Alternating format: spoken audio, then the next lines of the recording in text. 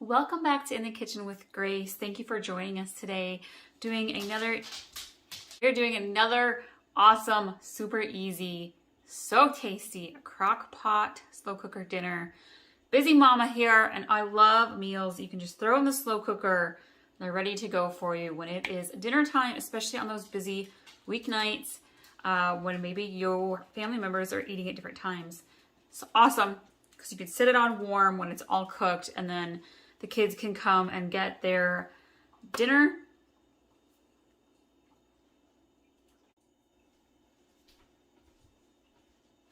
Welcome back to In the Kitchen with Grace. Today we are doing another awesome, easy, slow cooker dinner recipe. Perfect for those busy weeknights. And today we are doing bourbon apple cider pulled pork sandwiches, and we are going to top them off tonight with some awesome pickled red onions. Let's get started. So I have in my slow cooker here, we have, it's a big hunk of pork shoulder, probably close to 3 pounds. So anything between like 2 and 4 pounds of meat, this recipe will work. If you're kind of more on the 4 to 5 pounds of meat, double the sauce recipe. I'm going to have the recipe in the description below for you. I have the meat, the pork shoulder, in my slow cooker. I like to use the liner. It just makes it a lot easier for cleanup. This particular chunk of pork shoulder is bone in, so I will have to pull it off the bone later on, but it should just fall right off. That's another reason why I love using the slow cooker. All right, we're going to start with, actually, I'm going to grab a small bowl. Get this out of the way just a little bit so you can see into my small mixing bowl here. And we are going to start with 1 teaspoon of onion powder and 1 teaspoon of garlic powder. The recipe calls for bacon. So I have already cooked 4 big chunks of bacon. Mine's kind of like white bacon. If you're using regular bacon, I'd go with about 8 strips of bacon. We're going to end up setting that on top of our pork shoulder into the slow cooker. Anyhow, we got 1 teaspoon of onion powder.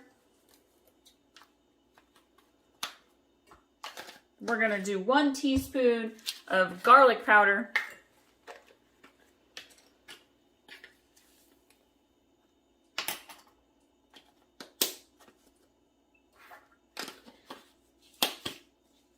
We are going to do 1/4 teaspoon of cayenne, and I'm just going to kind of sprinkle some in. And we are going to do 1/2 teaspoon of cumin. I'm using my little teaspoon here, so I'm just going to go about half there.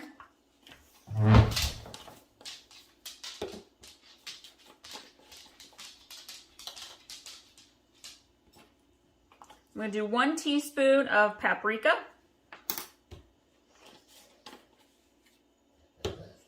And then we are going to add in 1 cup of brown sugar.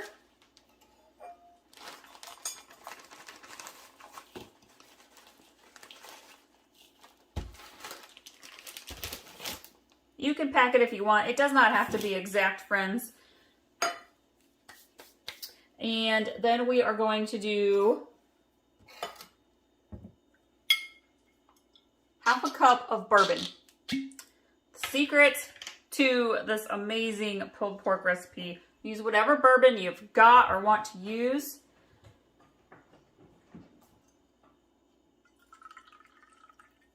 Half a cup. And this recipe calls for barbecue sauce as well. We're going to get to that. I'm pouring in the liquid first because that kind of helps the brown sugar start to dissolve just a little bit. And then we're going to grab our apple cider vinegar.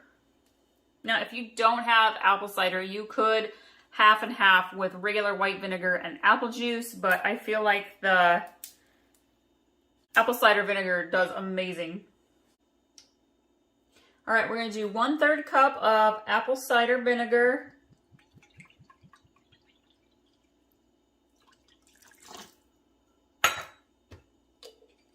I'm going to give this a nice mix with a small whisk. Get all the seasonings and the brown sugar mixed in well with the bourbon and the apple cider vinegar. This already smells so good.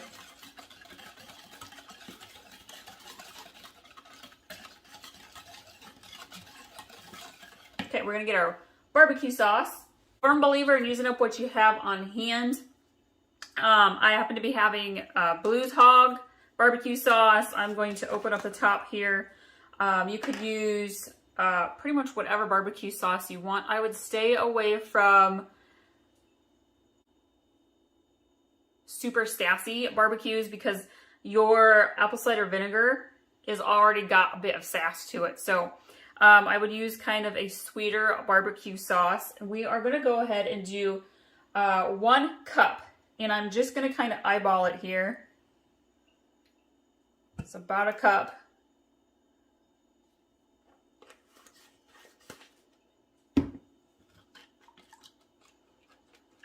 Slowly, carefully blend your barbecue sauce into the liquid.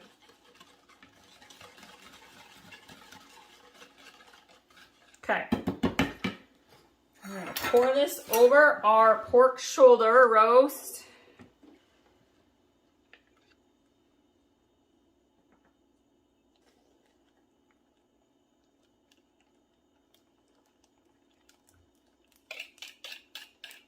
I'm going to put the lid on top. And we are going to cook this now. It depends on your slow cooker. It depends how much time you have. I happen to have a good full 6 hours to cook this, so I'm going to cook it on low heat. If you've got about 3 to 4 hours, put it on high heat. Keep an eye on it though, because you don't want it to overcook either. You know it's going to be done because the meat's literally going to fall apart right there in the crock pot when you try to pick it up with your tongs.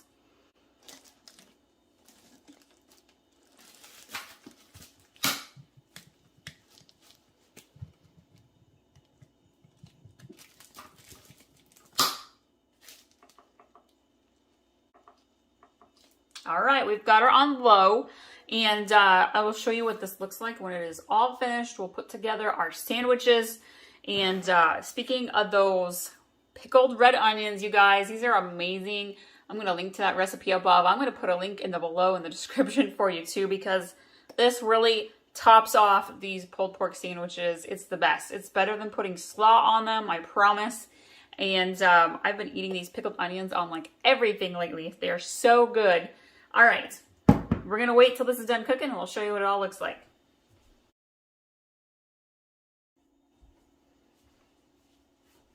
We almost forgot the bacon, friends. You got to get that bacon on top. It adds amazing flavor. Stick this one right here. There we go. Perfect.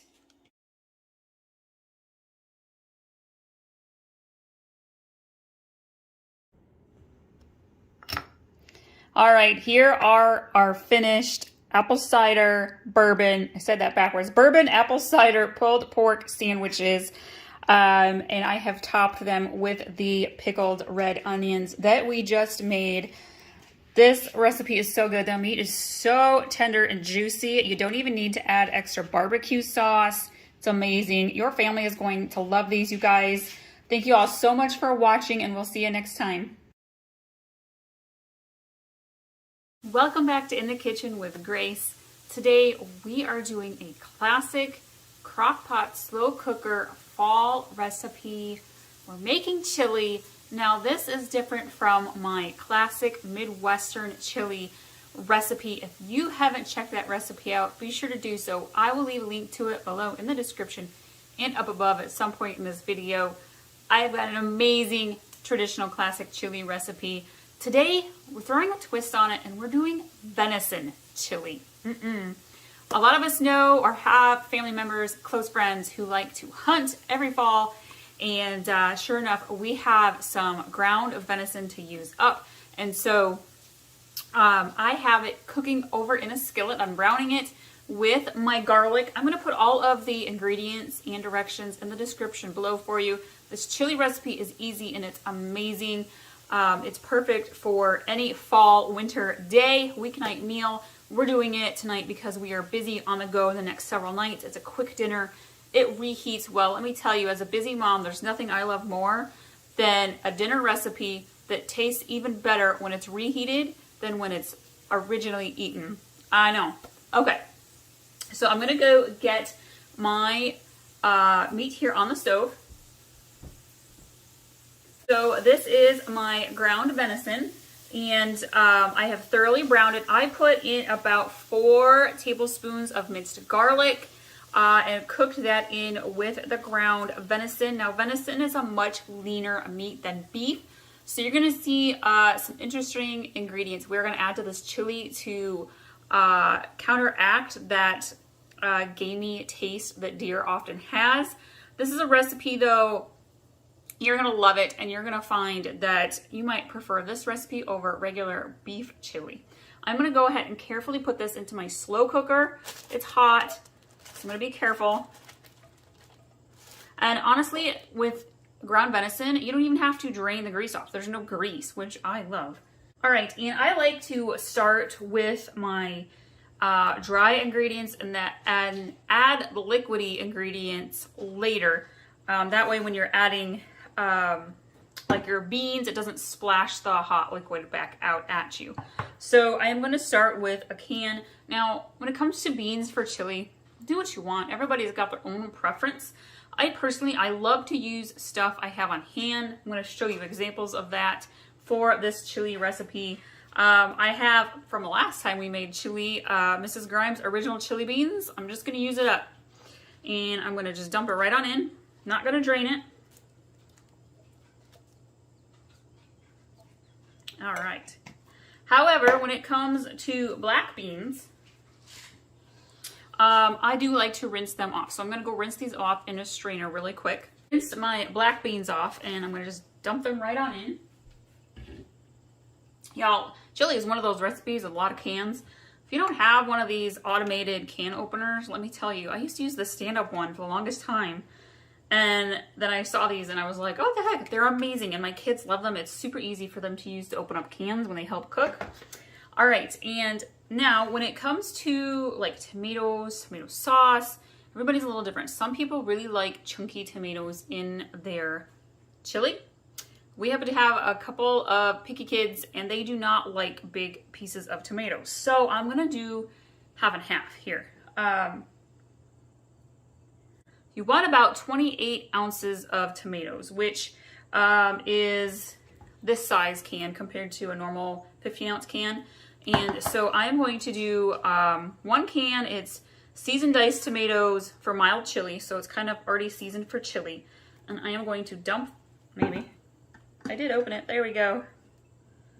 And I am going to dump that in. And I feel like these are pretty small pieces of tomatoes in there. So if you've got people in your family, they don't really like big tomatoes, this is a great can to use. So then I'm going to use not the entire, if you really like tomatoes in your family, feel free to add as much as you want. However, we're not the biggest fans of it in ours. And so I'm only going to add maybe 1/3 to 1/2 of a can of crushed tomatoes to my recipe.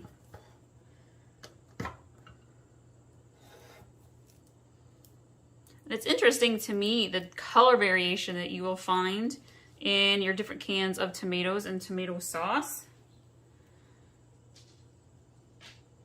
Okay, set that aside. And I'm gonna give this a little mix, just a little bit. And my little can of tomato paste happens to be flavored with basil, garlic, and oregano. It's kind of hard to fit the little guy in there, so I'm just going to kind of eyeball it. The first one was a little less, the second one a little more. With chili, you don't have to be exact, which is always nice. Might be wondering why we're using tomato paste. This recipe does not use tomato juice. A lot of chili recipes like to use tomato juice. We're going to use beef broth instead for ours and combine that with tomato paste. And now we're gonna get into the good stuff. Oh, I forgot my onion, you guys. You can use yellow onion, red onion for chili. I'm going to use red onion today. It was kind of a big onion, so I'm only using like half of it. Again, onion is one of those personal preferences, so add as much as you want. Okay, I'm going to scoot this over just a little bit so we can see a little bit more. We're going to start adding our seasonings here. And let's start with paprika. You want about 1 teaspoon of paprika. Now, if you want to, you can use one of those store pre-made chili packets. I use those sometimes, but I happen to have all these seasonings on hand, so I'm just going to use what I have. We're going to grab some cumin. You want about a half teaspoon here of that, not a full.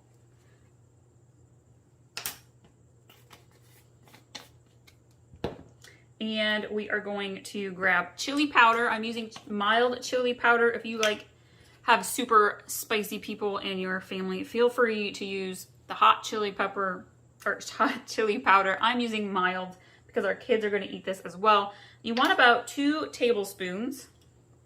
Mine is still covered in tomato paste. It's okay. Perfect. Now here comes some fun ingredients. We're going to grab some cinnamon. Gotta love cinnamon. Cinnamon is a nice addition to chili. We're going to do about half a teaspoon or so. I'm going to grab some Worcestershire sauce. I could say it today. Sometimes you can say it 3 times in a row, and sometimes you can't say it once. And we want to do about 1 teaspoon. At the very, very end of this jar of Worcestershire sauce, so I'm going to just use it up. And then we are going to grab our beef broth. Open this up. And depending on how many beans and how much meat, I'm using 1 pound of ground venison, but if you're making a bigger batch of chili, you may want to add more broth. I'm going to do about, I want to do about 1.5 to 2 cups of beef broth.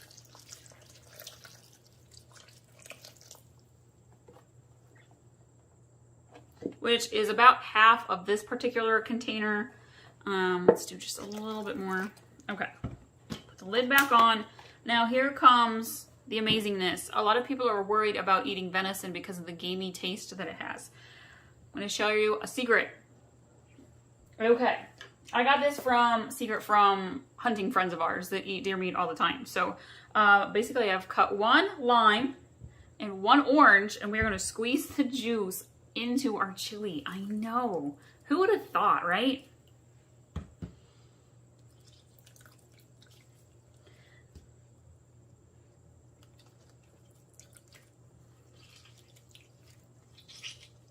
Chili already has so many nutrients in it with all the seasonings, the tomatoes, onion. So adding fresh citrus is kind of just a bonus. It's a very juicy orange. Okay, let's set that aside. We're gonna give this a really, really nice stir. Again, you wanna get that tomato paste kind of worked in. As it heats up, the tomato paste will kind of melt down. And you're gonna wanna stir this probably once every hour, hour and a half. I'm gonna cook mine on high because I'm shorter on time today, but chili is one of those recipes you can cook on slow and then turn it to warm and leave it on warm for like a good 2 to 3 hours, and it holds amazing in the slow cooker.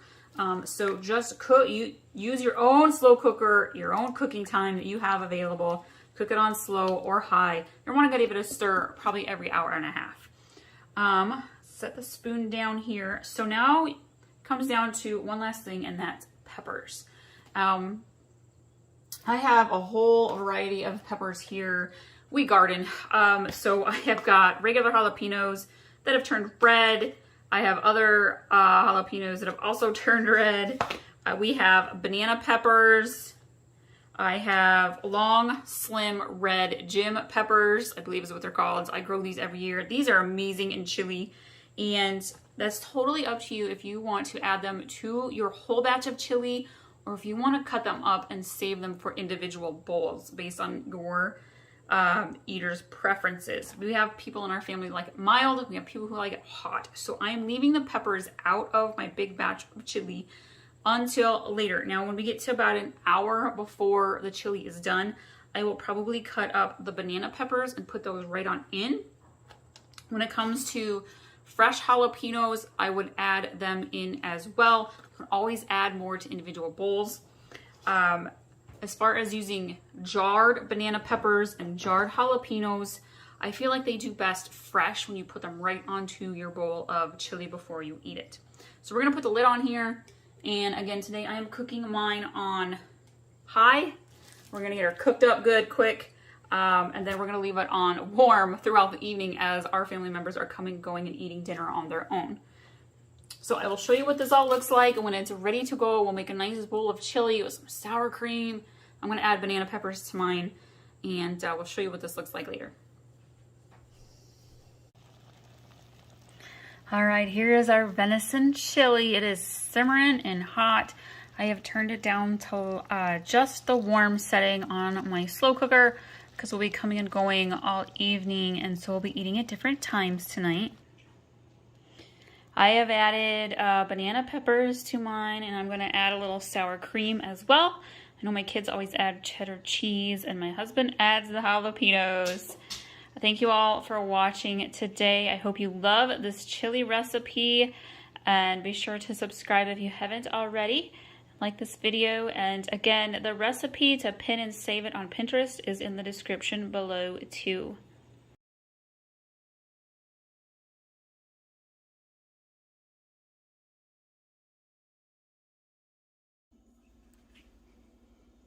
Welcome back to In the Kitchen with Grace. Today I am doing French onion beef sliders. Originally we were going to do French onion pot roast in the slow cooker. Realized we're all out of pot roast, and I was not going to go to the store and spend another $12 to $15 to get a hunk of beef roast when we had meat in our deep freezer that I could totally improvise and use up. I'm always about using what you have on hand. So I have two different kinds of beef that we're going to use today. I have a pack of Philly cheesesteak meat left over. We had like a box of it, and there was a pack left. And so I was like, this will work great. And so I'm going to fry this up in the skillet. I've got a little bit of olive oil and a little bit of minced garlic, about a teaspoon of minced garlic. And we're going to let this kind of sizzle up. And then I also have, we happen to be caterers as well, and we had a big bag of leftover, like pork, or not pork, excuse me, beef, like shredded beef. There we go, the words I'm looking for. We happen to be caterers also, and so we had some shredded beef that was kind of left over that we needed to use up, and so I was like, this will be great. And so what I'm going to do is, once the meats are cooked, I am going to make my French onion juices and the onions, and then I'm going to let the meat soak in it so it gets that really good French onion flavor, and then we're going to put it on sliders for an easy supper. And these make great leftovers. I know that my husband will take these with him to work for lunch, so it's really a good way to use up what you have on hand and just do an alternative recipe. Sometimes when you're doing meal planning, or you get busy, you forget an ingredient or two. This happens to be, I forgot the pot roast, friends, but that's okay. We have a ton of pork, and again, we had this beef to use up, so it's gonna work out fine.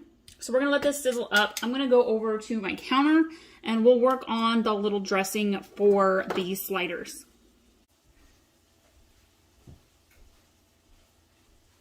So for the French onion part of our recipe, I have sliced up, very thinly sliced up, one medium yellow onion. We are going to saute this in a pan here once the meat is done cooking. And I've got a small bowl, and we're going to mix together the saucy dressing part for the sliders. We are going to start with, well, first of all, I need some thyme. And so I went out to my herb garden and I've got some fresh thyme, and I'm going to just kind of pluck it all from the stem. If you have dried thyme, that works fine. I really like thyme with beef. It just is a very tasty accent, and it smells really good too. It is fall. It's almost time for me to move my kitchen herbs back indoors. I have made a blue cheese and chive potato salad to have with our sliders. Now my kids are a little bit pickier. They prefer turkey or ham sliders, so I'm going to make a batch of those as well. I make those often. I will link to my traditional classic sliders recipe for you. I'm going to put all of the ingredients and directions to this recipe in the description for you. All right. Thyme is nice because it comes right off the stems usually pretty easily.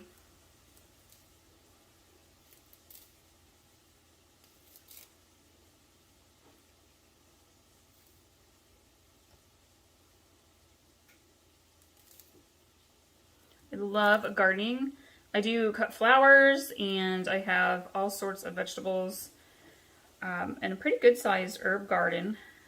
I got some fruit trees, so I love to incorporate things into our day-to-day recipes that we make all the time using stuff that we grow. Okay. So in our small bowl, I am going to grab a little bit of Lowry salt. If you don't have Lowry's, that's okay. And I'm just going to sprinkle a little bit in, probably about half a teaspoon. We're going to grab some garlic salt. Again, I'm not even measuring, friends, but you want about a half a teaspoon. Grabbing some onion powder, half a teaspoon here. And then we are going to grab some pepper, sprinkle some pepper in. And we are going to do a splash of Worcestershire, just a splash, because we're actually going to add, oops, I have to open it, it's a new one, huh. Here we go. We're actually going to add a little Worcestershire to our onions when we saute the onions, so I'm just going to add maybe a teaspoon here, and then we're going to go melt 2 tablespoons of butter quick.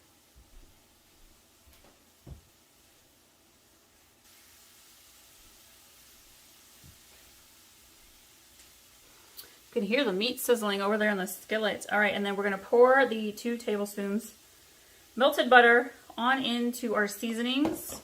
And I'm going to grab probably a pinch, maybe a third of the thyme. We're going to mix it in. I actually like to sprinkle the fresh thyme right onto the sliders and also some on top. So this butter mixture right here is what we're going to brush the top of our rolls with. You can smell the thyme. The butter, like the warm butter, is bringing out the thyme aroma. We're going to head back over to the skillet here and finish up the meat and work on the onions. Alright, so the cheesesteak meat is done cooking, and so I'm going to scoop it up, put it into a bowl for a moment.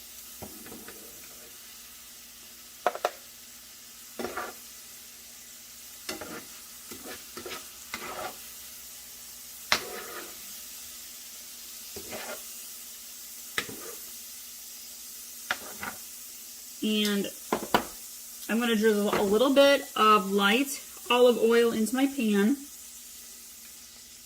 About 2 tablespoons or so. I'm going to grab those onions.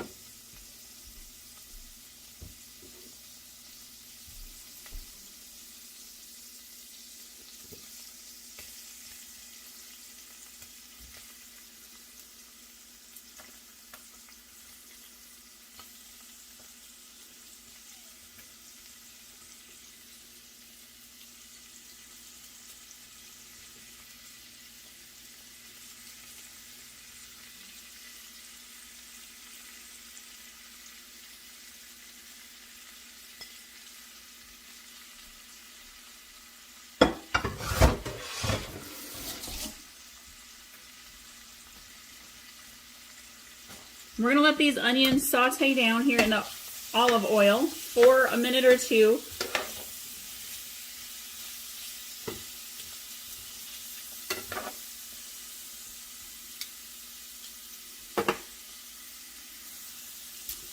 So my onions have been sauteing for probably about 5 minutes. They're not done yet. You really want to take the time to do this right. You want them to get caramelized because that's what makes it amazing and yummy. I'm going to go ahead and add in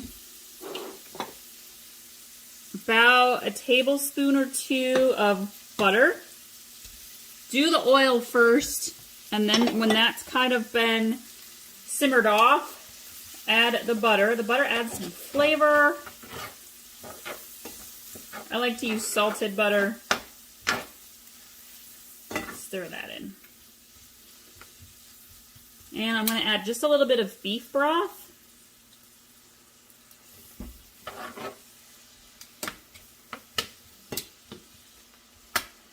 And then we're going to let this keep simmering again for another probably 5 to 7 minutes. We really want the onions caramelized.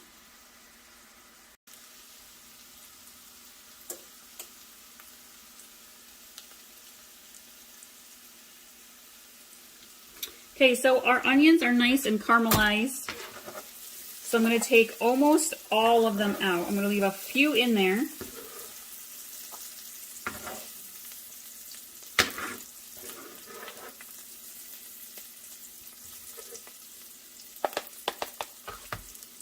And I'm going to take my shredded beef. We're going to put it right on in the pan. And let it heat up, just warm it up in the juices here. And I'm going to put a little more beef broth.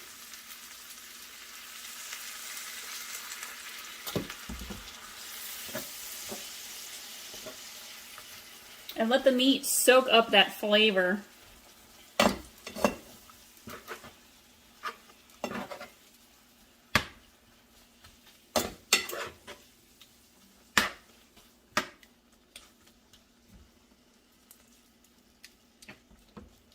Perfect. All right, we're gonna let this warm up for a minute. Let's go start making our sandwiches.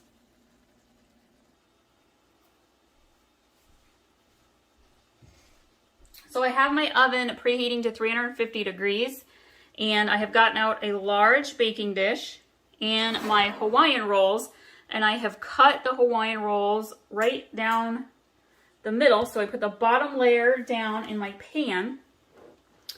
And grab my tongs.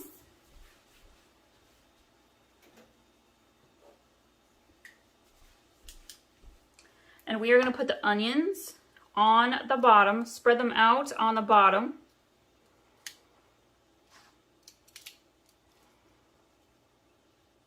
They're hot, so that's why I'm not using like a fork or fingers to spread them around.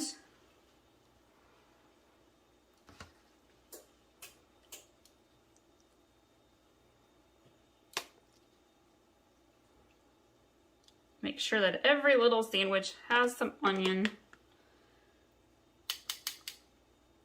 Okay. And then we are going to grab our cheese. Now, if you have Gruyere cheese, use Gruyere. I'm going to use what I have on hand, because that's what I like to do. Gruyere's got a soft, creamy taste to it. I actually have some Italian shredded cheese to use up.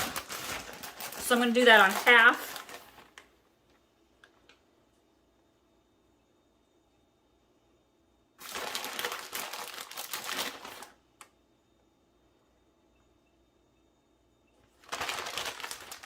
And then I'm going to grab some provolone. All right, so we are going to use some provolone. Get her open. Here we go. I'm going to do this on top of the Italian cheese because, I mean, it's cheese. Yum. And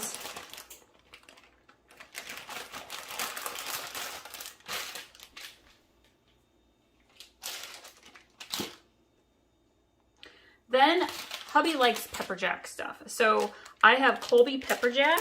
Anytime you're doing roast beef, cheddar jack, yum, it works. And pepper jack, Colby cheese.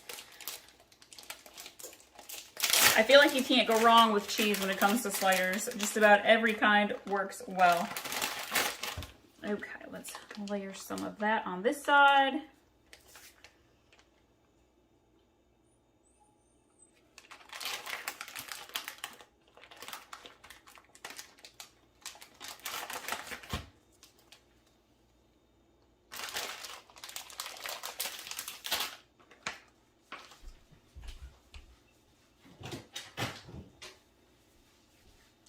Then we're going to put our meat on top, and I'm going to do the cheesesteak version of our beef on half, and then we will use the shredded beef on the other half.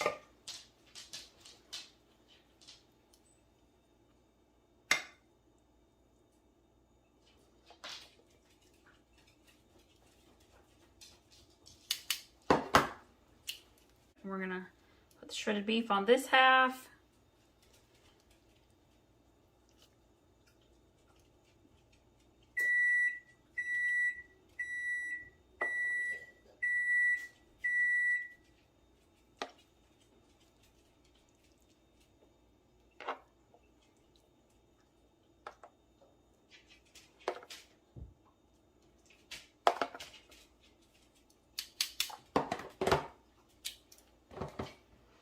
All right, and then I'm gonna take some thyme, just a little bit of the thyme, and sprinkle it right onto the meat.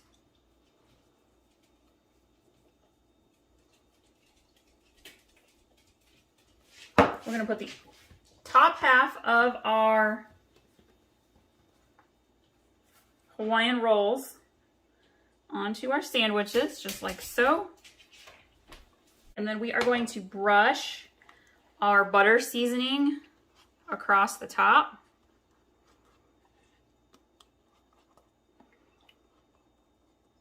It's all right for it to drip down the edges.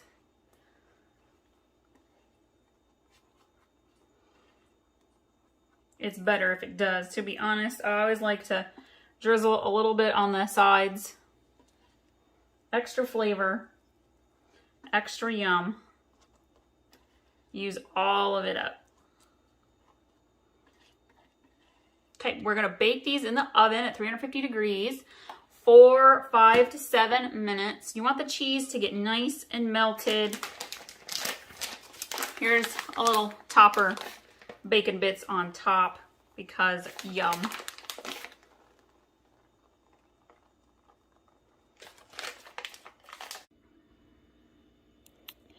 Here are our French onion roast beef sliders.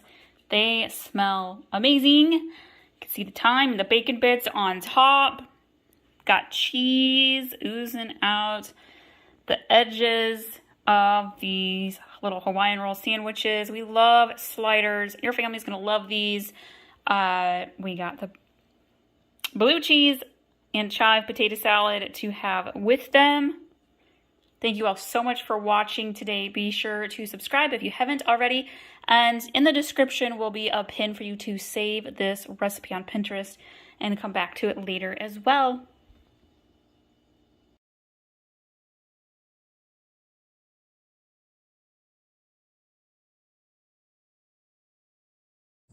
Welcome back to In the Kitchen with Grace. Today we are doing another easy, slow cooker meal that makes awesome leftovers. You're welcome. Busy mama here. Our weeknights during the fall gets a little crazy. And so I like to do food prep 1 to 2 days a week and make meals that will create leftovers to help us get through those busy weeknights. Today we are going to do honey lime chicken tacos in the crock pot. So tasty. Now I already have a lime chicken taco recipe up that I did, I think, last winter sometime. This recipe is slightly different. It's got a little twist to it. So it's slightly different. And I had to share it with you because we love our chicken tacos in our family. And with this today, we are going to do cilantro lime rice as a side to go with it. I'm actually going to put that in a separate recipe video though. So be sure to stick around for that one To get started, I have my chicken breasts in my crock pot. I put in 1 cup of water. If you want to use chicken broth instead, you totally can. By the way, I will put all of the ingredients and directions in the description below for you. You're gonna want fresh limes for this recipe. It just so happens that despite being at 3 different grocery stores, the limes around here are extremely small. These, quite frankly, are probably some of the smallest limes I've ever seen. However, they are ripe, they're soft, so I think they're juicy. But I'm going to use fresh limes and bottled lime juice. Do what you got, use what you got on hand, but if you can find good fresh limes, please do so. Makes all the difference with lime chicken tacos. All right, so we are gonna save our fresh cilantro for when the chicken is done, along with our red onion and with some of the fresh lime juice. You wanna add those things in at the end after it's already cooked and you've shredded your meat. However, we are gonna add in some minced garlic, and I like to do about 1 to 2 tablespoons or so of minced garlic. Sorry, not mixed, minced garlic. Let me tell you, friends, I feel like it's been a little wacky doodle. We had family visit from out of state about a week ago, and they had brought with them some really delicious coffee that I hadn't heard of before. So I went and ordered some, and I ordered 2 different flavors. And the one flavor, I was really careful to make sure it was not decaf. And it turns out that the other one was decaf, and I didn't know it until literally last night. I was filling the coffee pot. That this whole last week I've been drinking decaf coffee, and let me tell you, I noticed a big difference. Don't make that mistake. Okay, anyhow, you know what? This is the coffee I'm talking about. Barney's. You can see I accidentally got decaf. Not sponsored, you friends. We had never had this before. I don't think you can get it here in the Midwest. So I got it off of Amazon. And it's actually really delicious, minus the decaf part. This mama needs her caffeine. Anyhow, so that's why I feel like I'm talking in circles, because I had caffeinated coffee today. I'm gonna grab some honey. Now you can use regular honey if that's what you've got. We really have been into hot honey this year and kind of adding it to pretty much everything in place of regular honey. And so I am going to drizzle about 2 tablespoons or so, and I'm just drizzling it right on top of the chicken. And then we're gonna grab our lime juice. Again, I'm gonna save the fresh limes for after the chicken is done. And we are gonna do about a 1/4 cup right into our crock pot here.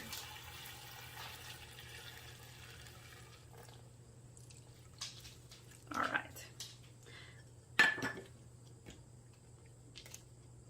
I'm gonna grab some salt. I'm gonna just sprinkle a little salt in there.